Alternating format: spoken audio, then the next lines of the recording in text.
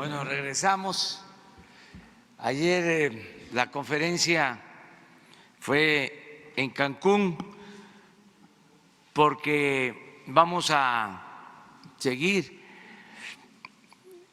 llevando a cabo reuniones de seguridad en los estados y cuando corresponde a un estado se hace la conferencia ahí mismo. Ahora vamos a presentarles al final, porque vamos a atender preguntas que ustedes tienen, se han acumulado asuntos. Entonces vamos primero a desahogar todas las inquietudes, preguntas, y luego la directora del SAT, Margarita Ríos Farjat, y los responsables del SAT van a informarles con tiempo sobre una investigación que se ha hecho de los llamados factureros, de estas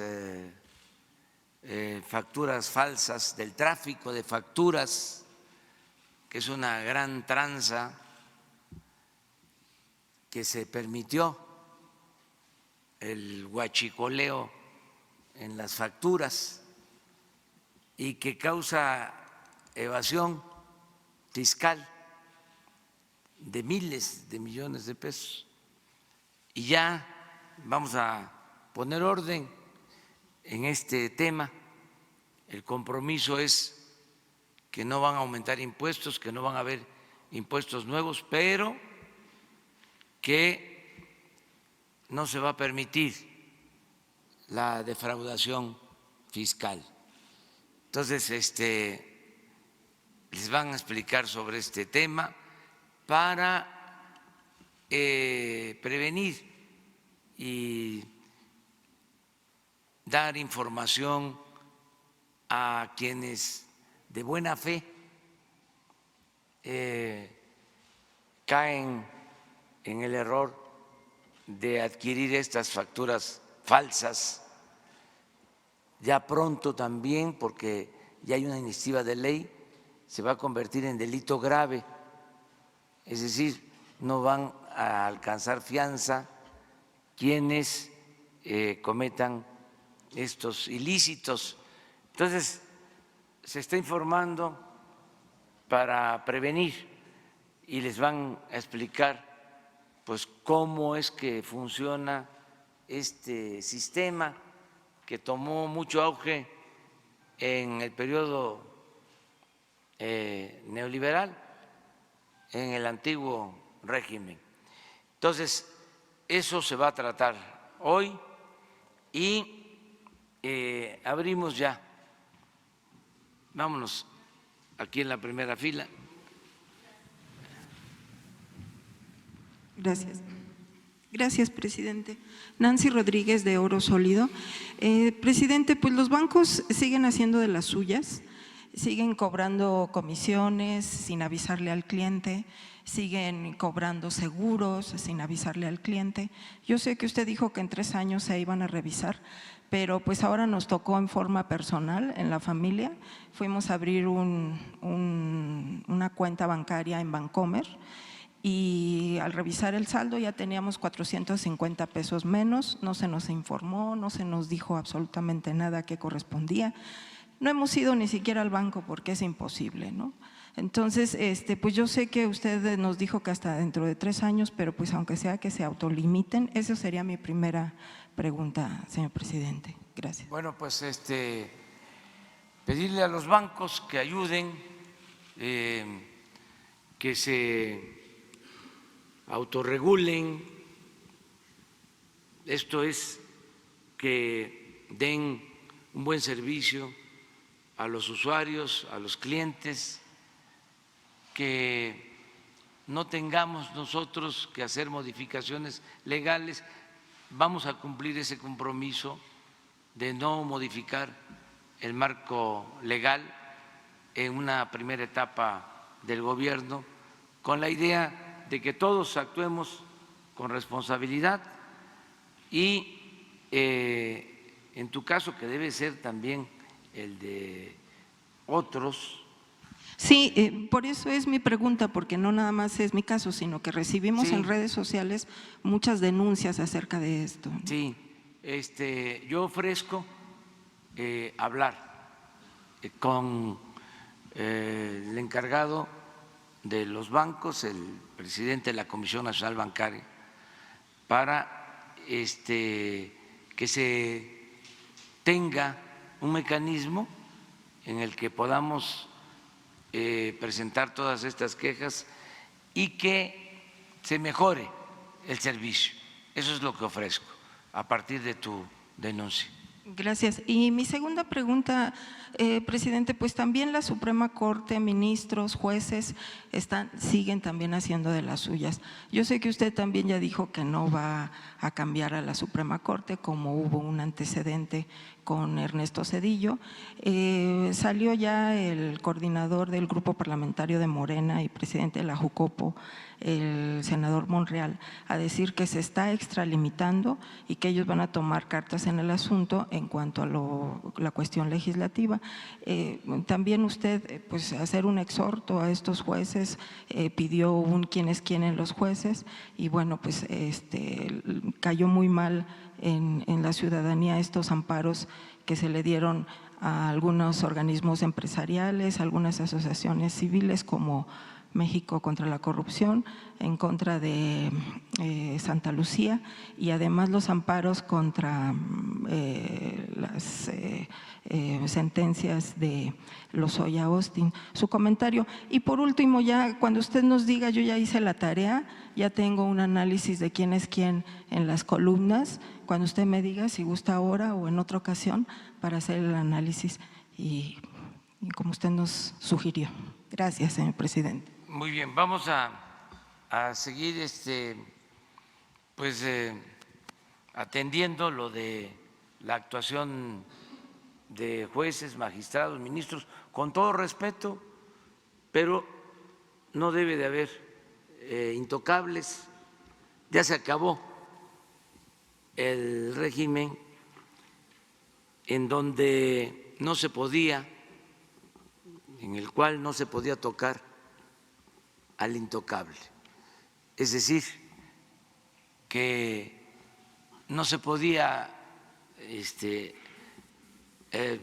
hacer un cuestionamiento, un señalamiento a un juez, a un magistrado, a un ministro, a un gobernador, al presidente, bueno, a un columnista. ¿Cómo se iban a atrever a hacerle un señalamiento a un periódico, a una televisora? Era suicida, políticamente hablando. Ya eso ya se terminó. Transparencia de verdad, con respeto y con pruebas, con elementos, y que no haya impunidad para nadie, ¿no? Lo de las columnas va a generar mucha polémica si se presenta aquí. Mejor públicalo. Afuera, o sea, además es obvio, sí, deben haber como 100 columnistas en todo lo que es la prensa escrita, que hay periódicos que tienen hasta 10, 15. Como 100 Y esos 100, de esos 100, yo creo que 90 o 95 están constantemente, un día sí y el otro también, cuestionándonos. Yo una vez dije, y lo creo, que nos convertimos en una de las industrias más importantes para muchos medios de información. O sea, muchos obtenían sus ingresos, trabajaban a partir de cuestionarnos. Y dije que les íbamos a cobrar un impuesto, ¿no? Una comisión. Porque eran empresas muy lucrativas, columnistas de 200, 300, 500 mil pesos mensuales y se ocupaban de otras cosas, desde luego. Tampoco hay que caer en el egocentrismo, ¿no? Pero sí éramos como los clientes, ¿no?, preferidos. Y eso sigue sucediendo, pero ya no tiene ningún efecto. Les va mal a los periódicos porque es un exceso. Además les pagan bastante, les pagan más que a los reporteros, más que a ustedes. Ellos se rayan. Digo, no es para cucarles, pero ellos sí, con sus análisis, como son expertos, son bien tratados. Por eso hablo de las benditas redes sociales, porque todo eso terminó en desuso, ya no rifa, como se dice coloquialmente. Ya con las redes sociales se da una información de otro tipo, hay más comunicación, pero nosotros tenemos que garantizar siempre, siempre la libertad de expresión. Ayer estaba yo leyendo una columna porque es mi trabajo, tengo que estar pendiente. Además ya no hay CISEN, no me dan reporte de espionaje, que no de inteligencia, porque era espionaje, ¿sí?, no inteligencia. Pero ayer estaba yo leyendo una columna donde hablan de que una estación de radio, una cadena de radio, está vendiendo estaciones y que tiene que ver con una operación llevada a cabo desde el gobierno federal. Es falso, completamente. Nosotros no nos metemos en esos temas, no nos metemos a la vida interna de los medios, pero es importante aclarar que no tenemos nada que ver, no vamos a perjudicar a ningún medio, son sagrados. La libertad de manifestación, de expresión, de prensa se va a garantizar siempre, siempre. hasta en los casos de mayor agresividad, vamos a ser respetuosos. Lo único que queremos es que no nos echen la culpa de lo que no tiene que ver con nosotros. Si a una empresa le va mal y ya no le alcanza, me refiero a un medio de comunicación, para pagarle a un conductor de un programa o a un columnista, y ya no va a trabajar ese columnista en ese medio, pues no es por culpa de nosotros, no es porque nos criticaba y entonces por eso lo despiden. No, nunca hemos hecho eso ni lo haríamos.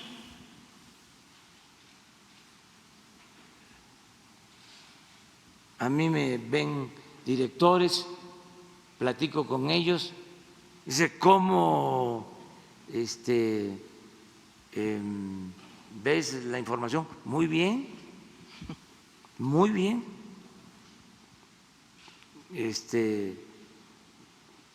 Y adelante. Jamás le digo, oye, fíjate que este columnista, esta conductora, conductor de radio, de televisión, se porta mal o nos critica, ni siquiera les hablo de las calumnias, de los excesos, son temas que no trato con ninguno de los dueños de los medios de información. Además, también hay que decirlo, hay dueños de medios de comunicación que no censuran a quienes trabajan en el periodismo, que no les dan línea, y también hay periodistas que no reciben consigna o que no aceptan que les den consigna. Entonces, todo esto sucede, pero sí aclarar eso, porque es obvio de que existe debate, porque estamos en un proceso de transformación. Es evidente que hay confrontación de ideas, hay cuestionamientos, pero nosotros nunca vamos a limitar la libertad de expresión. Si usted me permite, presidente, el análisis era en base a que precisamente, como usted ha dicho, en este periodo de los últimos 30 años, surgieron medios y le digo así, ilegítimamente espurios, ilegales. Y usted mencionó la semana pasada precisamente el periódico El Financiero y a su columnista Pablo Iriar. Este periódico, en los últimos días de Calderón, se le exentó de impuestos, porque estaba muy mal financieramente hablando. Pedro Aspe y Luis Videgaray tomaron el control del periódico financieramente hablando y administrativamente hablando, y ya estaba electo el presidente Enrique Peña Nieto. Entonces, en las últimas semanas, unos días después de tomar posesión Enrique Peña Nieto, presentaron al supuesto nuevo dueño del periódico. Y sorprendentemente, el primer año Enrique Peña Nieto lo nombró el empresario del año, el segundo año también, sin mediar ninguna terna, ninguna, ¿cómo se dijera? Pues sí, una terna o una selección previa. Entonces, bueno, a eso me refería, que muchos periódicos tienen estos orígenes, ¿no? Y que ni siquiera era interés periodístico, sino simplemente pues tener el control de medios de comunicación. No sé si usted estaba enterado de esto. Sí, pero ahora sí que ya lo pasado,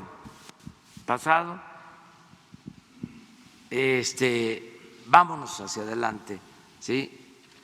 Y claro, sin dejar de hacer investigación y análisis, ¿no?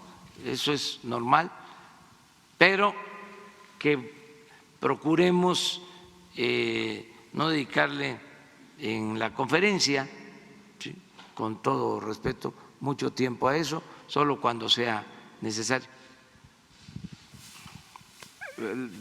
Vamos así. Presidente, buenos días. Astrid Sánchez del Mañanero y Plumas Atómicas. Hablando de la no impunidad, presidente, ya llevan más de medio año usted y su gabinete. ¿Cuántas denuncias han interpuesto contra exfuncionarios por probables actos de corrupción? Si nos podría regalar una estadística por dependencia. Pues se las entregamos, les informamos. Le voy a pedir a Jesús que en esta semana les entregue la información de cuántos funcionarios han sido denunciados en el tiempo que llevamos en el gobierno por secretaría y por presuntos delitos.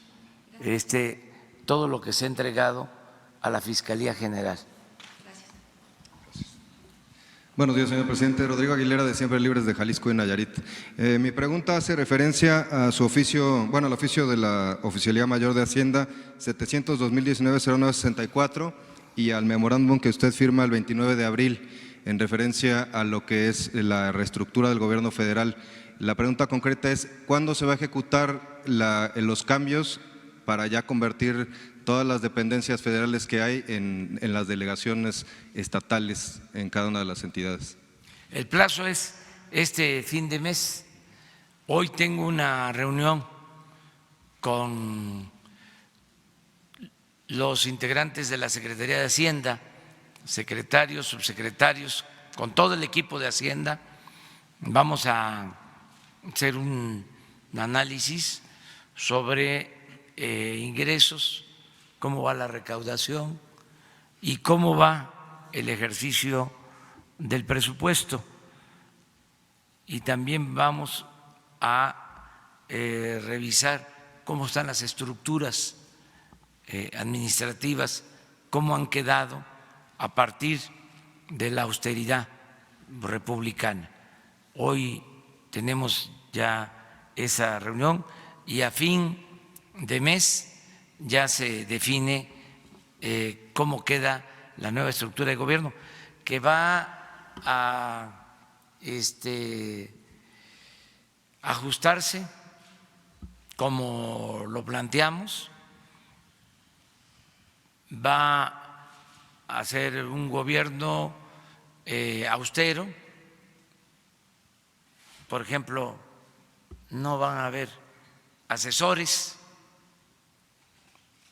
solo un equipo de asesores de 5 personas en todo el gobierno federal. Desaparece el cargo de asesor, por ponerle un ejemplo. Eso va a significar muchísimos ahorros, porque los asesores cobraban mucho, eran bien atendidos y muchas veces eran plazas que se entregaban a los amigos, a los cercanos, a secretarios, a los altos funcionarios públicos. No asesoraban nada, sino era mantener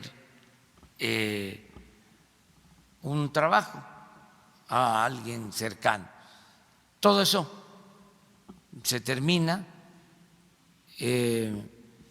Imagínense cuántos ahorros, porque ya no van a haber secretarios particulares en todo el gobierno, porque habían secretarios particulares, habían secretarios auxiliares, secretarios privados.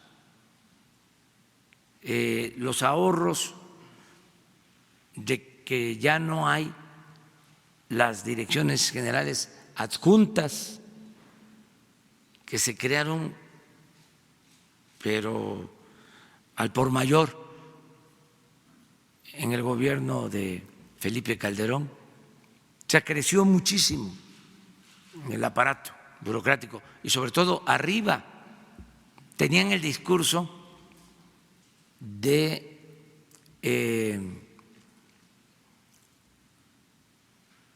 liquidar a trabajadores, de que era mucho lo que se gastaba en la nómina. Entonces despedían a trabajadores de base, pero arriba sí, crecía cada vez más la estructura de los trabajadores de confianza. Y no solo crecía la estructura de trabajadores de confianza, sino los sueldos. Cuando hacían, por ejemplo, análisis de Pemex, siempre era despedir trabajadores de base, los operativos, y aumentar arriba del gasto de nómina el porcentaje mayor proporcionalmente se lo llevaba el personal de confianza. Entonces ahora la política es distinta. Ahora se procura no tocar a los trabajadores de base sindicalizados y hacer el ajuste arriba. Desde luego han habido casos en donde todavía con esa inercia, cuando se les pide de que no haya duplicidad en las estructuras administrativas, algunos de manera abusiva despiden a los de abajo, pero siempre que sucede eso estamos pendientes y corregimos, y siempre va a ser así. Ya para concluir sobre el tema, señor presidente, uno de sus delegados más notorios es el doctor Carlos Lomelí. Se comentó que en esta semana se va a dar a conocer el dictamen y bueno, es coincidente también con el cambio en las estructuras. ¿Ya tiene una fecha para entregar ese reporte? Está la Secretaría de la Función Pública trabajando en ese informe y aquí se va a dar a conocer porque es un compromiso.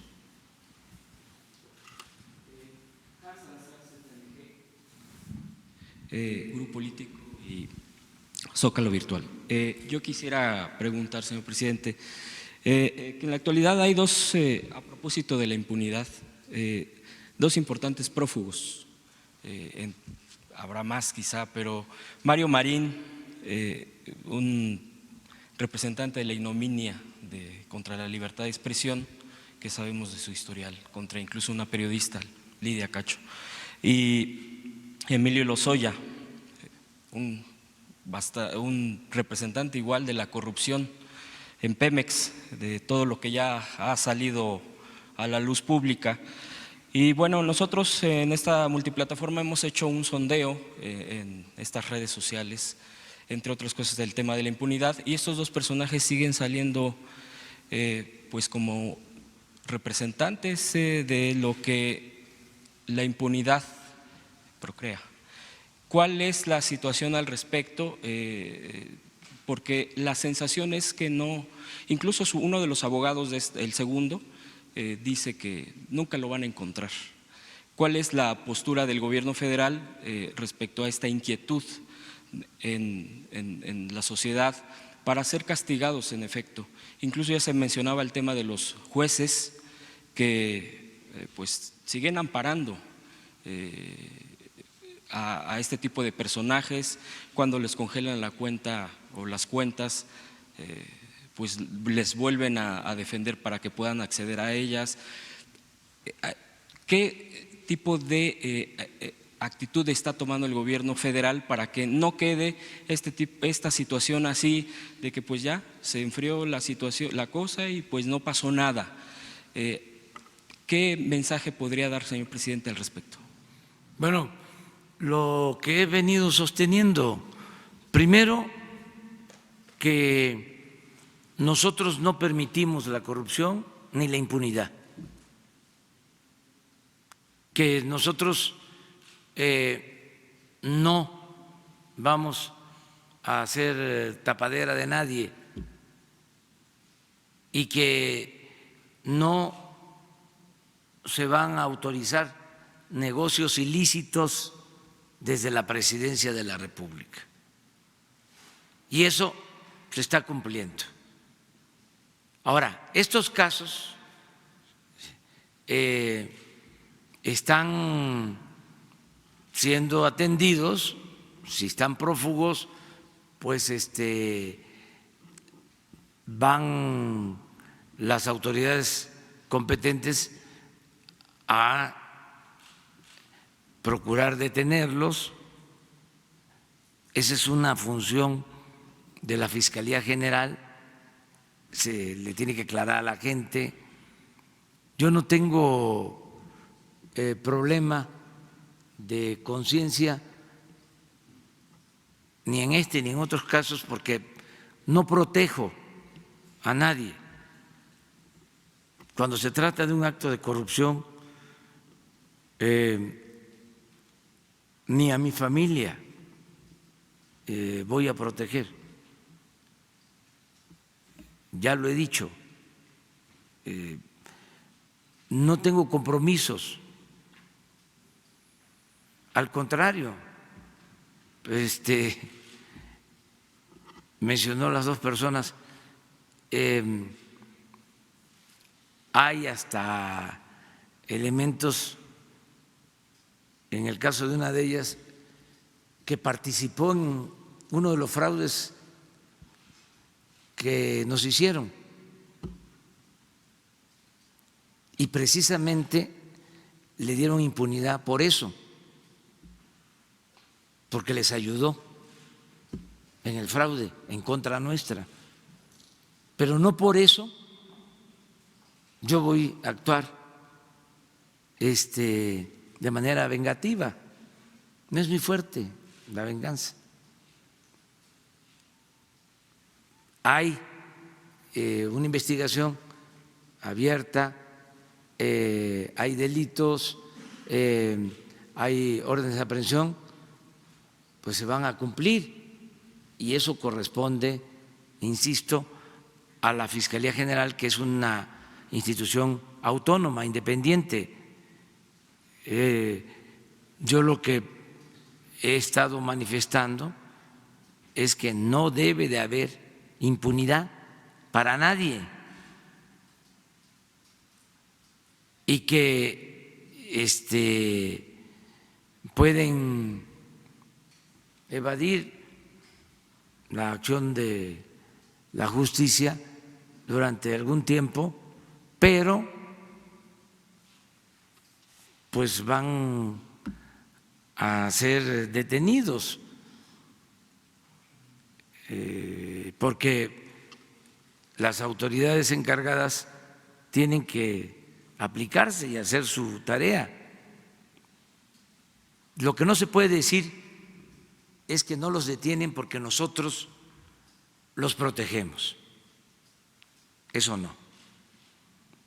Eso es una mentira. Si se llegara a pensar sobre el que existe la misma impunidad de siempre, no. son otros asuntos y no vamos a permitir la impunidad en ninguno de los casos. Presidente, Nancy Flores de la revista Contralínea. Dos temas. Primero, si nos pudiera aclarar qué ha pasado con el ingeniero Miguel Ángel Osada Aguilar, que estaba al frente de Pemex Exploración y Producción, si ya se resolvió el caso, que lo iba a revisar la Secretaría de la Función Pública. Y en segundo lugar también sobre Petróleos Mexicanos, ¿qué ha pasado con las empresas que tiene Petróleos Mexicanos precisamente en el extranjero y en México, que tienen este carácter de privadas? Muchas de ellas son fantasmas, algunas en paraísos fiscales, incluido Islas Caimán. Si ya han resuelto algo sobre la reestructura de estas empresas, presidente. Gracias. Sí, en el primer caso está abierta una investigación. También vamos a informar cómo va. Le voy a pedir aquí a Jesús para que la Función Pública informe sobre este caso también, que venga aquí la secretaria Irma Heréndira Sandoval a informarles. Que salió otro caso, sí, lo de Jalisco y esto de el subdirector de Pemex. Es director general de PEP. Sí, director general, que ya no está. Tengo entendido que está siendo investigado, que pidió licencia o permiso o está esperando que se resuelva su asunto. Acerca de las empresas de Pemex que existen, se está llevando a cabo una limpia en general. Yo sí puedo decirles que se acabó la corrupción en Pemex. No hay ya corrupción en los mandos superiores. Ya todo ese trafique de contratos y de compras con sobreprecio que se hacía, eso ya se terminó. Estamos, al contrario, ahorrando en Pemex bastante. Lo que costaba 1,000 millones de dólares, ahora se paga en 700 millones. Es decir, tenemos un ahorro en la operación de Pemex de hasta el 30%. Esto es en trabajos de exploración, de perforación, en todo lo que tiene que ver con Pemex. Se está limpiando Pemex y va muy bien. Pensaron nuestros adversarios que no íbamos a poder con el rescate de Pemex y lo estamos logrando. Estoy tranquilo porque se detuvo, ¿sí?, la caída en la producción. Hoy viene una información de que no es así, que van 2 meses que sigue cayendo la producción. Yo tengo otra información y está estabilizada la producción y ya no tiene nada que ver, es cosa hasta de poner una gráfica para contestarles a los expertos de cómo venía cayendo la producción de manera peligrosa. Todo lo que no vieron ni las calificadoras del derrumbe en la producción de Pemex, o sea, de todo el daño que le causaron a Pemex, de cómo apostaron a destruir a Pemex, cómo venía cayendo. si no hubiésemos intervenido, estaríamos, de acuerdo a la tendencia, con una producción de 1.300.000, 1.400.000 barriles diarios. Y tenemos 1.670.000 barriles. ¿Sí? Que puede ser que de un mes a otro haya bajado 20.000 barriles, pero no es la caída que se estaba dando. Lo que pasa es que les cuesta trabajo reconocer que están saliendo bien las cosas. Y no solo se detuvo, se estabilizó la caída, sino ya hay utilidades, ya se está reestructurando la deuda de Pemex, estaban ahí como sopilotes, con todo respeto a los sopilotes, esperando cómo acabar con las finanzas de Pemex. Afortunadamente, bancos extranjeros que tienen muy buena información aquí vinieron, ampliaron créditos, bajaron tasas de interés, y eso mismo están haciendo otros bancos para reestructurar la deuda que heredamos en Pemex. Entonces vamos bien, y estas empresas que existían y eran independientes, ¿no?, ya tienen control de la dirección de Pemex.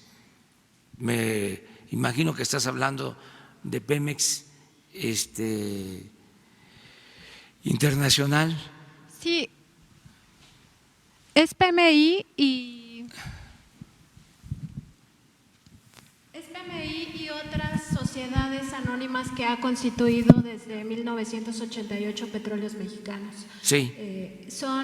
Llegaron a ser 90 empresas de su propiedad y participadas, luego se fueron reduciendo en el sexenio pasado, pero quería saber cómo va ahora la limpia esta, si nos pudieran dar después más información. Sí, estamos incluso revisando contratos de empresas que se tienen en España con astilleros españoles, en donde no había un trato justo para Pemex. Todo eso se está revisando y les vamos a informar.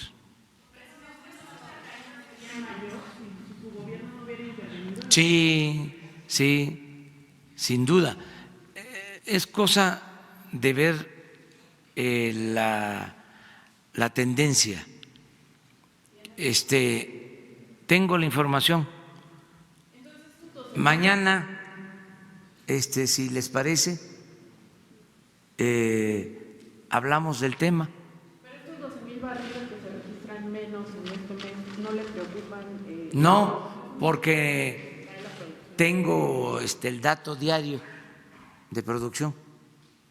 Entonces, ese dato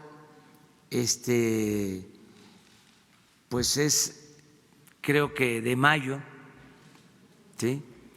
Y ya estamos terminando junio y les voy a mostrar toda la serie mañana. Lo que me llama la atención es de que eso es lo que se destaca. No se dice de que bajó la inflación.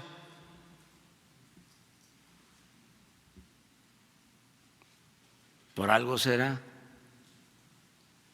Bueno. Señor presidente, Jaime Hernández, de Bajo Palabra.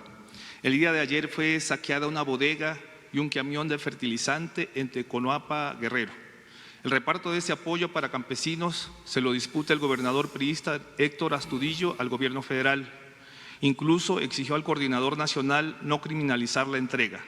La pregunta es, ¿cuál será la postura de su gobierno ante la evidente manipulación que pretende el gobierno de Guerrero sobre este apoyo a campesinos? Y dos, usted ha dicho que nadie debe usar los programas sociales para hacerse promoción.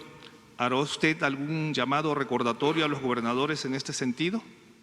Mire, se está llegando a un acuerdo y lo que más nos importa es que se terminen de distribuir los fertilizantes en Guerrero, porque ya viene la temporada de siembra y hay demora. Y entonces, por ese jaloneo, por esas diferencias, se están tardando y se perjudica a los campesinos. Ya hice un llamado en ese sentido, incluso se quitaron requisitos, trabas burocráticas, y yo espero que pronto ya me informen de que se terminó de distribuir todo el fertilizante. Es un cambio y hay resistencias por muchas razones, no viene aquí al caso mencionarlas, pero ya lo estamos viendo. Le pedí al secretario de Agricultura que se dedique de tiempo completo a este tema, la distribución de los fertilizantes en Guerrero, porque es un estado con mucha pobreza, es el estado del país, si lo digo fuerte o lo digo suave, porque duele, lo voy a decir suave, es el estado con los niveles más altos de desnutrición en todo México.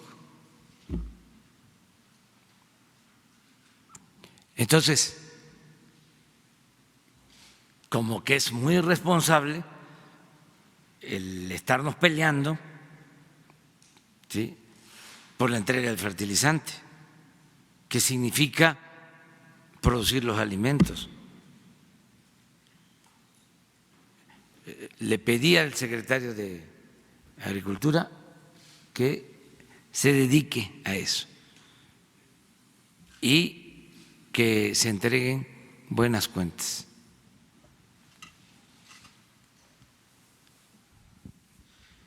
Muy buenos días, señor presidente. Ramón Flores, de Los Ángeles Press de Guadalupe, Lizárraga. El pasado 21 de junio, de acuerdo con la información turnada por la Oficina de Investigaciones de Seguridad Nacional de Estados Unidos a la Policía Federal, le comentaron a las autoridades que los 3 sujetos miembros del grupo terrorista ISIS no descartan que puedan ingresar por Coahuila. La pregunta es, ¿existe alguna medida de parte del gobierno federal para, en su caso, prevenir y detener a estos sujetos señalados por el gobierno de Estados Unidos en caso de que se lleguen a encontrar en territorio mexicano? Sí, Gracias. se tiene ya información y el Gabinete de Seguridad lo está atendiendo, este asunto.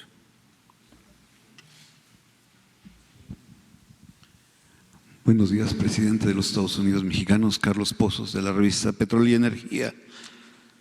Presidente, a 6 días de cumplirse un año de su triunfo, ¿podría usted darnos el diagnóstico nacional si se han sentado las bases para la cuarta transformación y cuándo sentiremos los efectos plenos de esta transformación?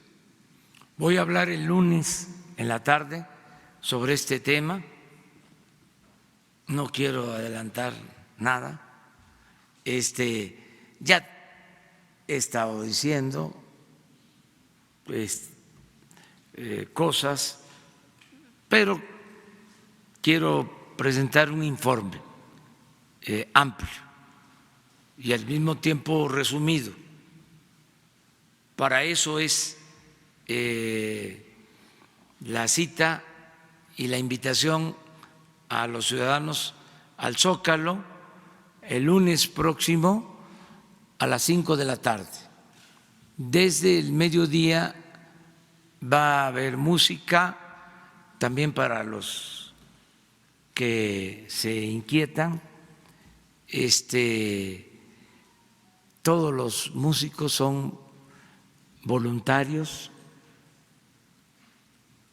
y es música muy buena.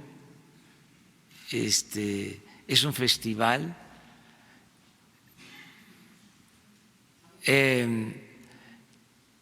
Se está haciendo la invitación para que vengan a participar todos. No es el gran costo, no hay derroche, es austero completamente. Es que van a ser mariachis de la Secretaría de la Defensa, orquestas de la Secretaría de Marina, no, van a ver hasta bailongo, y vamos a celebrar, porque no es poca cosa, es un año de el triunfo de muchos mexicanos que lucharon para vivir estos momentos. Algunos ya nos dejaron, pero gracias a ellos se avanzó, y otros que estamos viviendo este tiempo de transformación, de cambio. Entonces es historia, es la historia. Claro, no opinan así nuestros adversarios, pero los respetamos. Nosotros tenemos un punto de vista distinto, y me llama mucho la atención porque ahora si se compra, salió en un periódico, creo que en el Universal, lo de la despensa, y están pendientes de todo, hasta de mi religión. Ayer me preguntaba una periodista, ¿cuál es su religión? Le digo, pues soy seguidor de Jesús Cristo, porque defendía a los pobres y estaba en contra de los oprimidos. Y en esa religión le decía, tenemos prohibido permitir la corrupción, y en esa religión me prohíben los lujos y la fantochería. Y esto lo digo porque dicen que por esa religión no canto el himno nacional. Pues eso no me lo prohíben.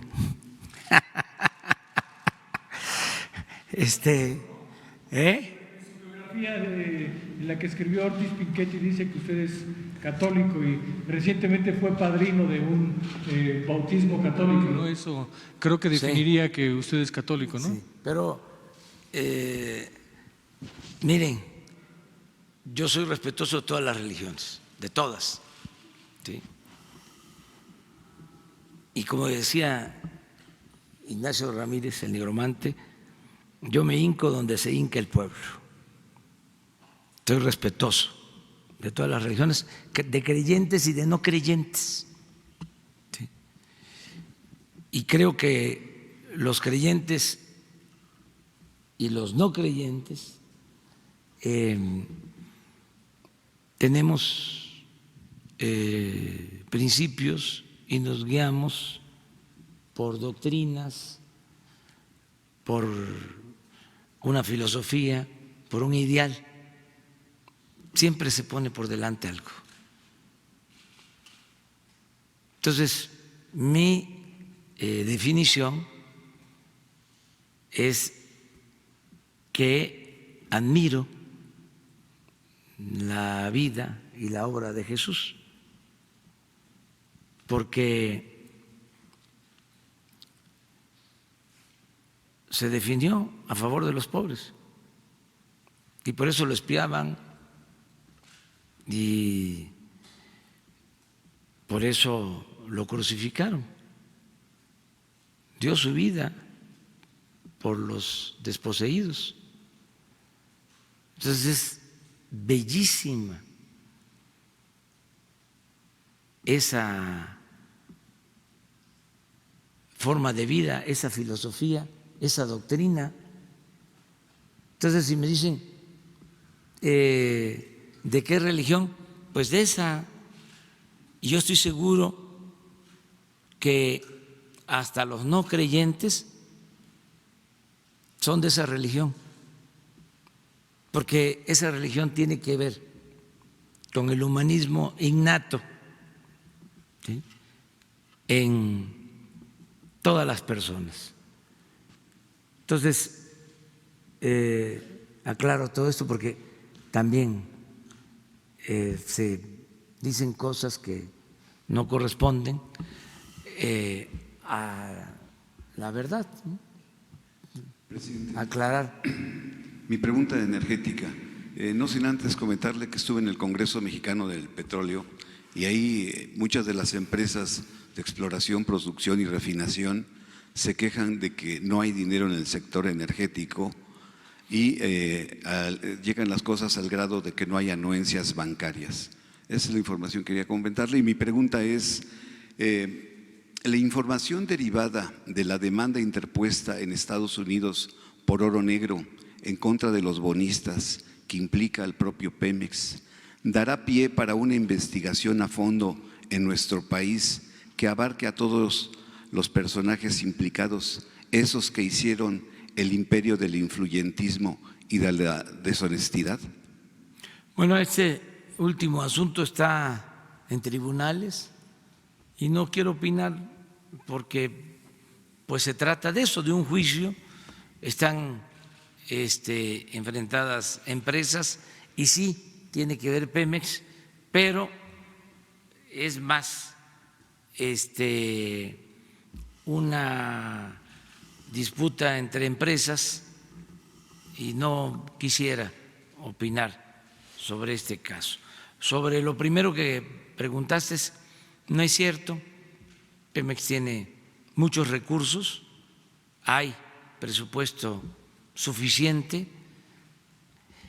Se debe de entender de que Pemex vuelve a ser una empresa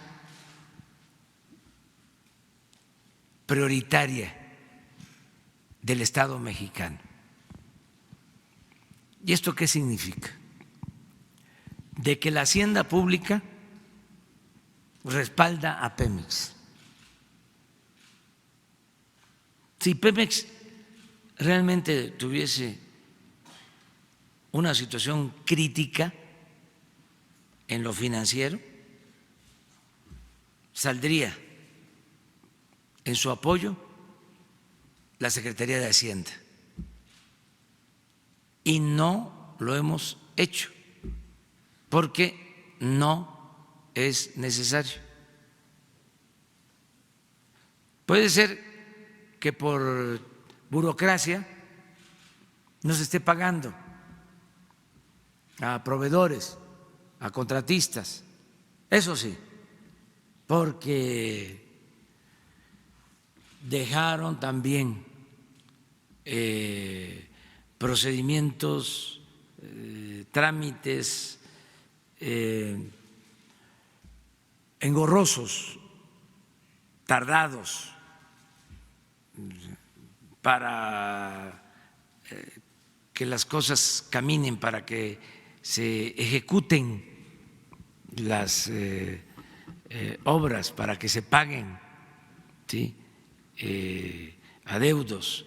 Eso sí, eso nos cuesta. Todos los días tenemos que estar.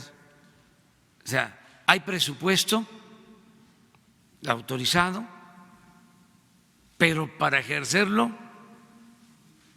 lleva tiempo. A eso es a lo que me refiero cuando hablo del elefante reumático, ¿sí?, que hay que estar empujando para que se concreten las cosas, pero sí hay presupuesto. Vamos a terminar con Isabel, ¿eh? Mañana seguimos así. Presidente, Roberto Cruz, de Impacto Revista, Diario y TV en Internet. Dos preguntas. Una sobre el doloroso tema que trataron ayer, sobre las desapariciones. Tiene dos respuestas inmediatas, ¿no? Una es el reclutamiento de los grupos delictivos, que sigue vigente, y la otra, hay datos por ahí que incluso hablan de hasta 1000 fosas clandestinas que se han descubierto ahora y meses y años anteriores. No sé si esto lo sepa muy bien los familiares de los desaparecidos. Esto implica que mucho de este problema es por delincuencia organizada. Muchos son reclutados por decisión propia, otros efectivamente son forzados a ello. No sé, usted habló en principio de su gobierno, de una estrategia para ir haciendo desistir a las personas de que se unieran al crimen organizado. Me supongo que la estrategia continúa. Ayer usted comentó que ya no hay corrupción tolerada en el gobierno. ¿Esto tiene que ver con la baja de desapariciones? Eso por un lado. También ha dicho que ya no hay guerra contra el crimen organizado, pero sí siguen existiendo los grupos delictivos. Esto significa que forzosamente siguen existiendo las desapariciones, no tanto como se dice, como lo dijo ayer una madre preocupada que gritó por ahí que fueron los marinos. Yo creo que tiene que ver mucho con el reclutamiento de estos grupos delictivos, que es el punto por el que se debe enfocar, creemos, la estrategia. Sí, coincido contigo. Es quitarle las bases, sobre todo que no puedan enganchar a jóvenes. Y para eso estamos atendiendo a los jóvenes. Por eso es el programa de jóvenes. ¿Pero se ha visto resultados? Sí, estamos ya alrededor de 600,000 jóvenes en el país y va creciendo, ¿sí? Porque el problema heredado es que nos dejaron las bandas. Ya son grupos dedicados a la delincuencia. Por eso no ha sido fácil que existen en distintas partes estas bandas. Entonces, se está atendiendo el problema con más presencia de la policía, que no existía, que eso también es importante de señalarlo. Ya hay más presencia de la policía, ya no se tolera la mezcla, la asociación delictuosa entre autoridades y delincuencia, y sobre todo se está haciendo un trabajo para que no puedan reclutar a jóvenes, que no vaya creciendo, ¿sí?, la delincuencia por tener un ejército de jóvenes desempleados, susceptibles de ser enrolados en la delincuencia. Eso es lo que se está haciendo. Y estamos a punto de iniciar la labor de prevención para reducir el consumo de drogas. No hemos podido desplegar este programa porque no habían centros para el tratamiento de jóvenes. Entonces, lanzamos la campaña. La pregunta va a ser, ¿y a dónde vamos a curarnos? Porque yo voy a estar llamando permanentemente a que no se consuma droga. Y lo vamos a estar haciendo todos y vamos a estar explicando por qué son dañinas las drogas. Porque tenemos que bajar el consumo. Si no lo hacemos,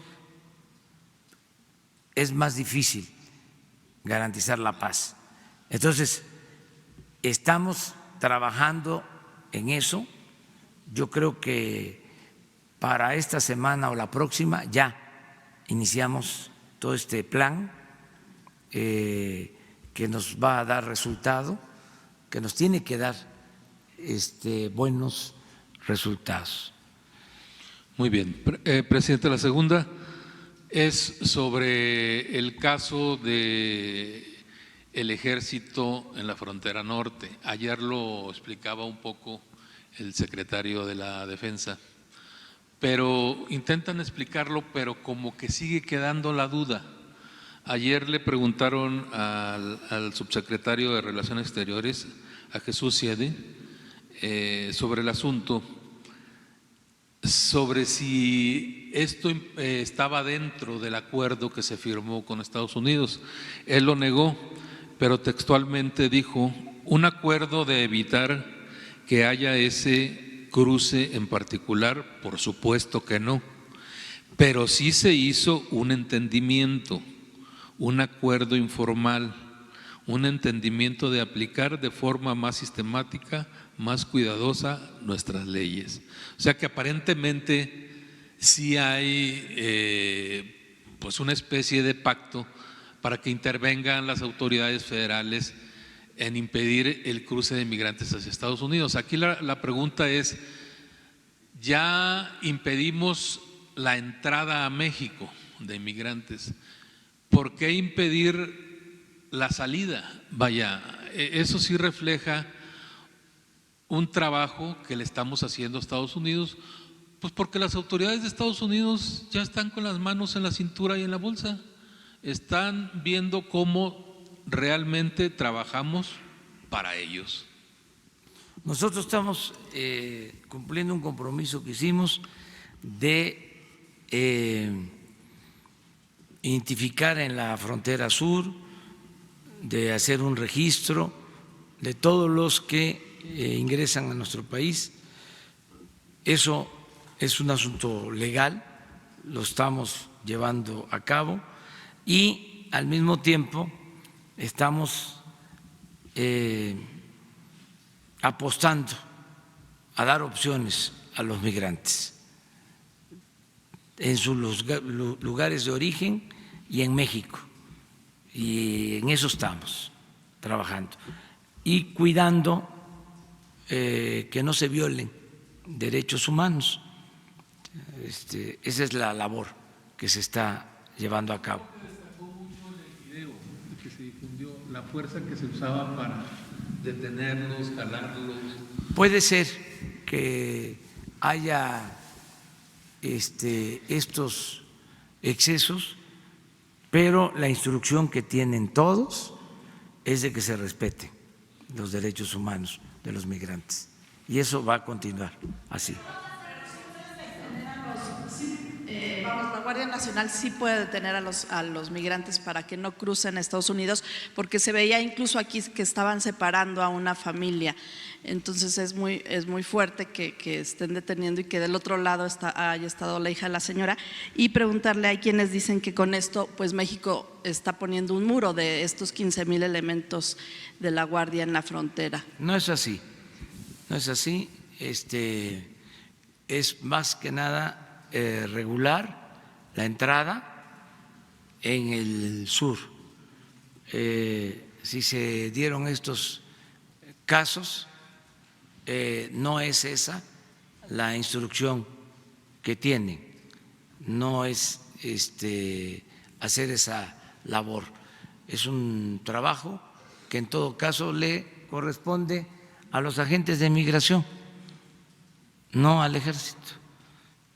Pero pudo haber sucedido, sin embargo, no es ese el propósito.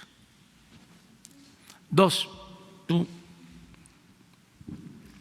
Buenos días, Alberto Rodríguez de SDP Noticias. Pero en estas imágenes que vimos de fin de semana, las autoridades mexicanas están agarrando a unas personas que no están cometiendo ningún delito, es decir, no es ningún delito internarse en el río Bravo.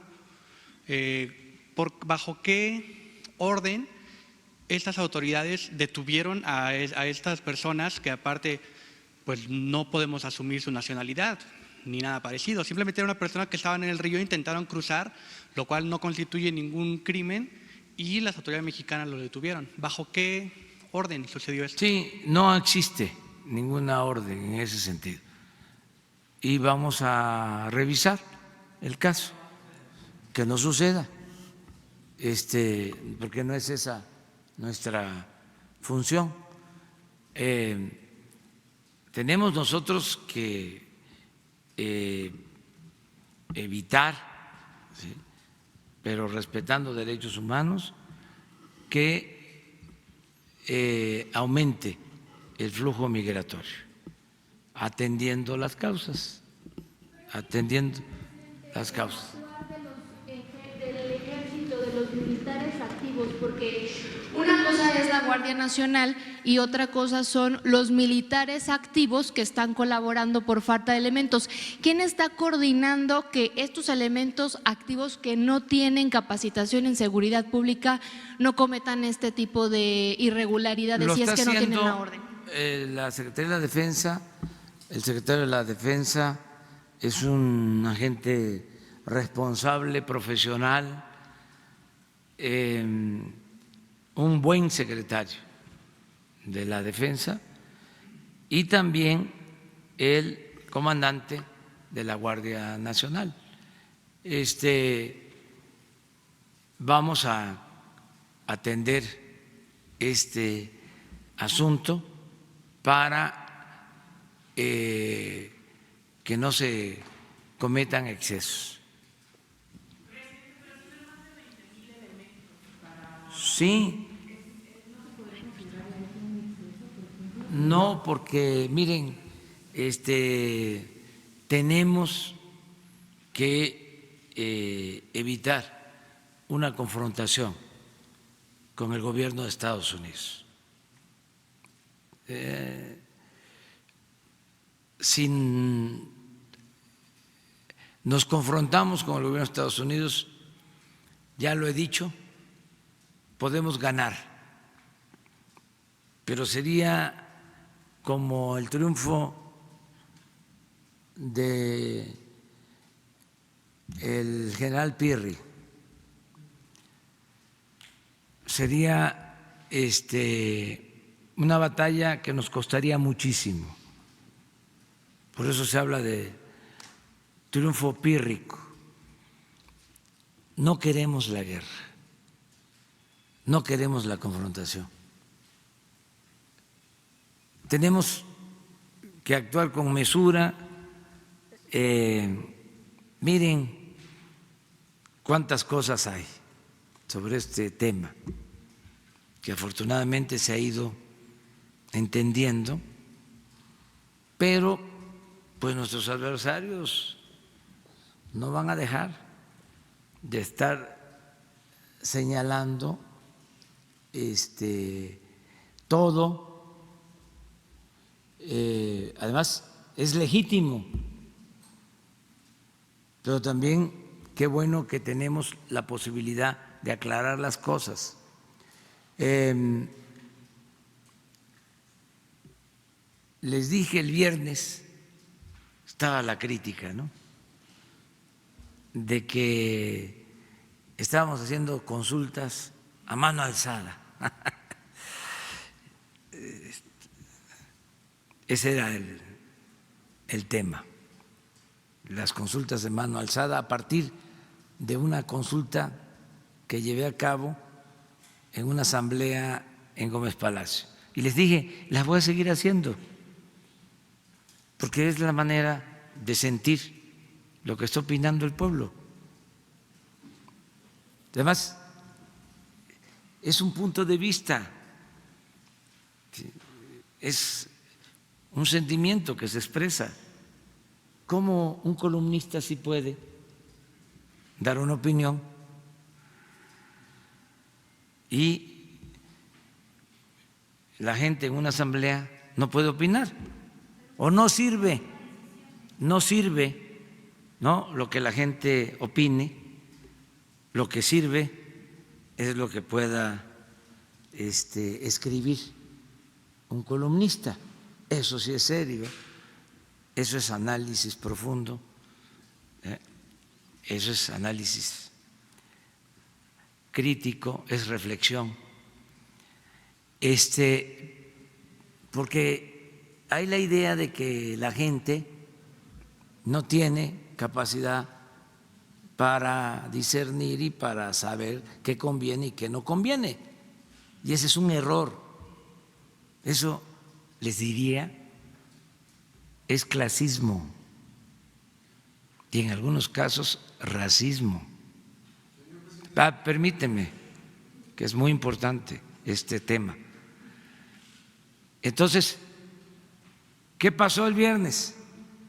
Fui a Atlixco y allá en Puebla hay muchos migrantes, mucha gente que ha tenido necesidad de irse a buscarse la vida a Estados Unidos.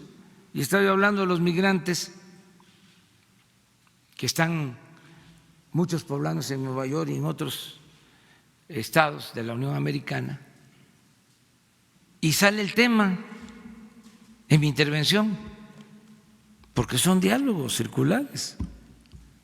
Y vuelvo a preguntar, no sé si eso salió en los medios, creo que no, sí salió. Vuelvo a preguntar, y habían como 10,000 personas. Son gentes que llegan por su propia voluntad, porque también esa es una deformación, el pensar que a la gente se le acarrea. ¿Cómo se sabe que no son representativos si hay gentes? No, estoy hablando de una consulta, no estoy hablando de una encuesta. Así, tan sencillo. Entonces, pero lo impresionante, olvídense de la metodología, ¿sí?, del rigor, ¿sí?, académico, de la estadística, sea, vayan a lo cualitativo. ¿Qué es lo cualitativo en este caso?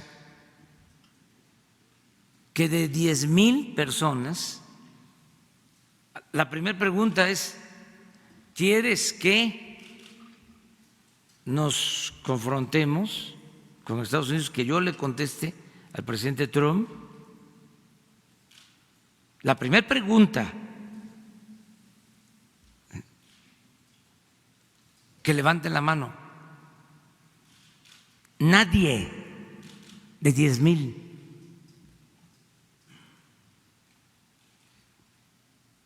A la segunda pregunta, entonces, ¿quieres que busquemos el acuerdo, la conciliación? Todos. Una gente que me acompañó, que por su trabajo tiene que estar más en la oficina, como muchos expertos que nunca hablan con la gente y hacen reflexiones muy contundentes.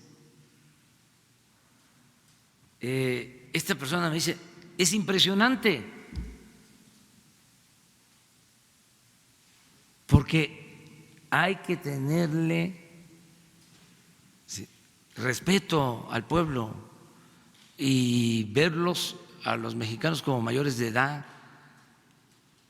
Entonces, todo esto es interesante. En la semana también aparece una encuesta en donde la mayoría se opone a los migrantes.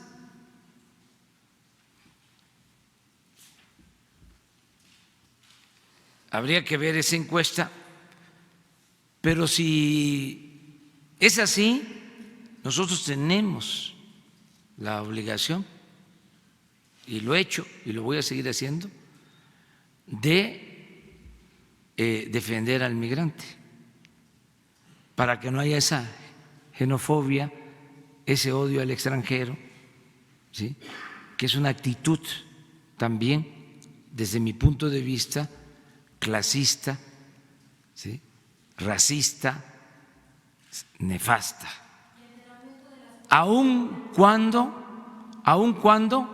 me quede en minoría, porque esos son asuntos de principios, eso no se negocia. De muertes de migrantes, presidente, se dice que por el endurecimiento desde México es que se han arriesgado más los migrantes, y tuvimos apenas esta imagen del día de ayer del padre y de la niña Salvador. Es muy lamentable que esto suceda, muy lamentable que esto pase.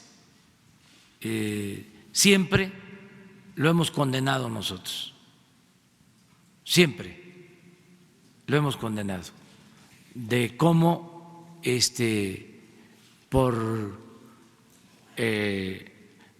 mayor rechazo en Estados Unidos hay gente que pierde la vida en el desierto o cruzando el río Bravo. Esto siempre lo hemos nosotros condenado y no lo deseamos. El secretario de la Defensa Nacional sostuvo que los miembros de la Guardia Nacional sí tenían esta facultad de detener a migrantes apoyándose en un transitorio que forma parte de la seguridad pública, esto en coadyuvancia con el Instituto Nacional de Migración. ¿Podrán o no podrán los elementos de la Guardia Nacional detener a los migrantes? Legalmente sí, pero no es un asunto legal. Estamos hablando de que se tiene que aplicar la ley, que haya control sobre el flujo migratorio, pero respetando los derechos humanos. O sea, lo que les dijo el general ayer es cierto, está en la Constitución, está en la nueva reforma que se hizo a la Constitución. Muy bien, muchas gracias. A ver, Isabel, contigo terminamos. Gracias. Buenos días a todos. Retomando el tema del informe de las personas desaparecidas, ¿ha tomado en cuenta la posibilidad de revivir esta iniciativa que en algún momento estuvo presente en sexenios pasados de una cédula única de identidad para los mexicanos, que desplace a la credencial del elector en un registro biométrico que sea más efectivo, que desde la cuna, como usted lo dice, hasta que se muere, hasta la tumba, el mexicano puede identificarse? Este tipo de registros de tecnología puede evitarlo y está demostrado muchísimos delitos, no solamente el de la desaparición forzada de personas, sino también incluso hasta el de operaciones con recursos de procedencia ilícita. ¿Ustedes, su gobierno, están valorando esta posibilidad en las medidas inmediatas o urgentes o a mediano plazo esto? En la cuestión del sexenio, entiendo que se le quitaría pues muchísimos recursos al Instituto Nacional Electoral, pero sería más efectivo tener una cédula de identificación única, el mexicano que nace hasta que muere y no hasta que cumple los 18 años, porque hoy pues prácticamente una persona que tiene de 0 a 18 años no la tiene. Eso por un lado. Y rápidamente preguntarle, ¿cuál es su opinión respecto a esta pues respuesta, si se le puede llamar así, que dio el señor Garduño a un grupo de policías federales que se quejó de las condiciones, se quejaron de las condiciones laborales que tienen en su desempeño de la seguridad en el país? El señor Garduño les dijo que eran conductas fifís, que antes eran fifís, pero usted mismo ha dicho, lo ha recordado en campaña, lo ha recordado en este primer año, tanto de que ganó y los 6 meses de gobierno, que había policías que hasta los sacaban de los hoteles porque prácticamente el dinero de los viáticos no se les daba, se escapaba. Un policía, sea federal, sea local, sea municipal, muchas veces no tiene ni siquiera dónde ir al baño, no tiene hora de comida, están en la calle. ¿Es una respuesta de un funcionario de nivel y preparado el decir que son fifís cuando uno carece de las condiciones laborales mínimas? Gracias por su respuesta. No, ya he definido quiénes son los fifís, ya no lo voy a repetir. O sea, fifí es el junior, conservador, hipócrita, fantoche, corrupto. Eso es un fifí. O sea, no la mayoría del pueblo. También dije que no se estuviesen sintiendo fifís quienes no lo son. O sea, son aspirantes a fifí, puede ser, pero hay sus niveles, pues. ¿Se equivocó Garduño? Sí, puede ser un error y Francisco Garduño es una gente buena y yo estoy seguro que hasta podría ofrecer disculpas, ¿sí? Sin ningún problema. Sin ningún problema. ¿Qué fue lo otro que me preguntaste? La cédula única de identificación con el registro biométrico. Hay que ver todo esto. Miren, yo tengo un plan y me preguntaron algo ahora. Voy a hablar más de eso el día 1. Yo espero tener ya puestas las bases de la transformación este año, desde este año, o sea, porque se ha avanzado bastante, mucho. O sea, el lunes voy a hacer un informe detallado, lo que no dan a conocer los medios, que no nos ven con buenos ojos. Voy a apuntar todo lo que hemos hecho y nos faltan todavía algunas cosas, pero espero que antes de que termine el año termine yo de sentar las bases para la transformación.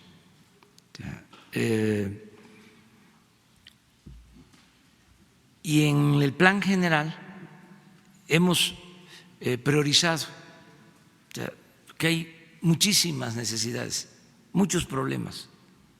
O sea, ayer lo decía yo, nos heredaron grandes y graves problemas y unos muy dolorosos como esto de los desaparecidos. Duele muchísimo y tienen razón las madres en expresarse así y en gritar y en no tener confianza y querer, ¿sí?, que aparezcan sus hijos o sus familiares. O sea, esto es de lo más humano que puede haber. Entonces, pero es una herencia. No estaba siendo tratado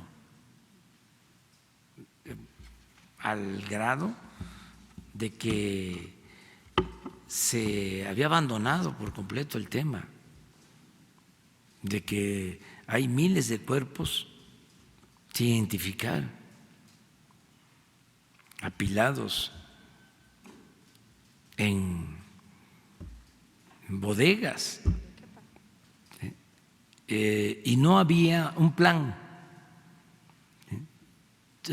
ni siquiera los equipos médicos, los especialistas para la identificación de cuerpos. Y lo de las fosas, yo desde el principio, retomando una frase del padre Solalinde, hablé de que habían dejado al país convertido, sí, en un cementerio. Y es un asunto terrible. Seguimos descubriendo, encontrando tumbas clandestinas por todos lados, cementerios clandestinos. Y estamos haciendo todo un esfuerzo para atender este problema y vamos a seguirlo haciendo. Aquí nos vamos a reunir cada 3 meses con los familiares y me estoy reuniendo una vez a la semana con quienes llevan este programa. Entonces, todo lo que haga falta, que consideremos que es necesario, se va a llevar a cabo. Lo único es procurar atender lo prioritario y que no dé motivo a la confrontación, porque lo de la identidad siempre, ¿no? Justo por eso se atrasó. Sí, genera suspicacias, dudas, decir, ya me van a tener, ahora sí. Apareció el verdadero rostro de Andrés Manuel, se quitó la máscara, ahí está su cara autoritaria, ahora nos va a tener a todos, ¿sí?, ya identificados, porque la derecha es terrible, o sea, mejor dicho, el conservadurismo es de lo más perverso que puede haber. Entonces tengo que andar cuidando eso, porque ellos hacen eso, está demostrado históricamente, ¿sí? Por eso tengo que irme despacio. Pero si es necesario, está contemplado. Sí, si es necesario, sí. Si es necesario, sí. Por ejemplo, hay cosas que se han llevado a cabo importantísimas y se las han aguantado. O han protestado, pero con los dientes apretados, o tirando la piedra y escondiendo la mano. Pero imagínense lo que fue que se haya eliminado la condonación de impuestos a los machuchones.